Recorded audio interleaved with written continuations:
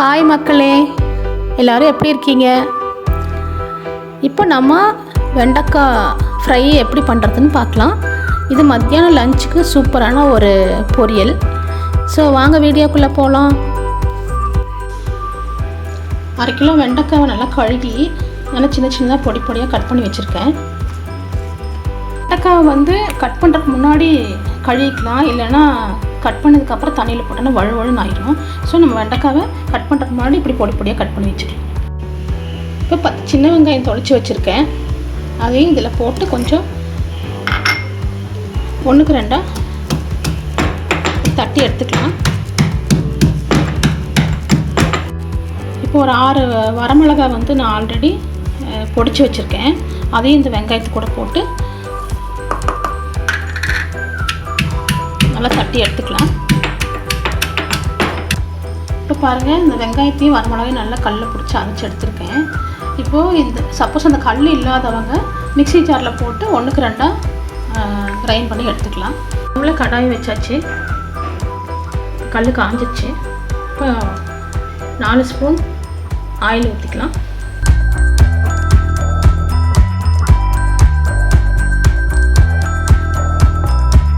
நல்லா சூடாயிடுச்சு. ஒரு கைப்பிடி கருவேப்பிலை போட்டுக்கலாம்.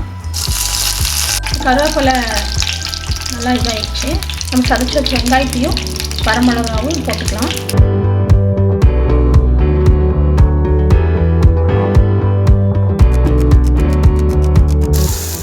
பச்சை வாசனை போகிற வரைக்கும் நல்லா வதக்கிக்கலாம். பாருங்கள், நல்லா வதங்கிடுச்சு, பச்சை வாசனைலாம் போயிடுச்சு. இப்போ நம்ம அந்த 1/2 கிலோ வெண்டைக்காய் கட் பண்ணி வச்சுக்கிறத நம்ம அதுக்குள்ளே போட்டு கலரலாம்.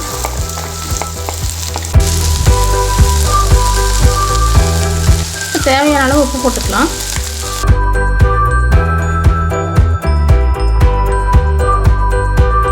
நம்ம இந்த வெண்டைக்காயை வறுவல் பண்ண போகிறோம், டீப் ஃப்ரை பண்ண போகிறோம். ஸோ நம்ம மூடி வைக்க வேணாம். மூடி வச்சா அதில் இருக்கிற தண்ணியெல்லாம் அதில் ஃபேனில் போய் தண்ணி ஒழுகி வலுவலுன்னு ஆகிடும். ஸோ நம்ம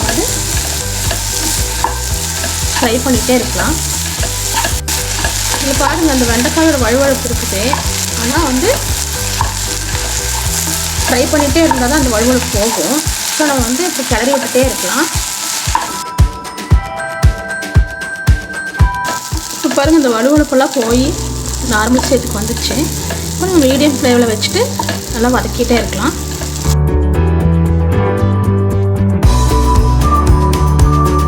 பாருங்கள், நல்லா வெண்டைக்காய் ஃப்ரை ஆயிடுச்சு. இப்போ உங்கள் வீட்டில் பெரிய ஃபேமிலியாக இருந்துச்சுன்னா நீங்கள் 1 கிலோ வெண்டைக்காய் போட்டுக்கோங்க. இது ஸ்டவ் ஆஃப் பண்ணிக்கலாம். இப்போ பாருங்கள், சூப்பரான ஒரு வெண்டைக்காய் ஃப்ரை ரெடி ஆயிடுச்சு. இது ரச சாதத்துக்கும் தயிர் சாதத்துக்கும் செம்ம டேஸ்ட்டாக இருக்கும். நீங்கள் இது வீட்டில் ட்ரை பண்ணி பாருங்கள். ட்ரை பண்ணி பார்த்துட்டு கமெண்ட் பாக்ஸில் கமெண்ட் பண்ணுங்கள். மறக்காமல் சப்ஸ்கிரைப் பண்ணுங்கள். பாய்.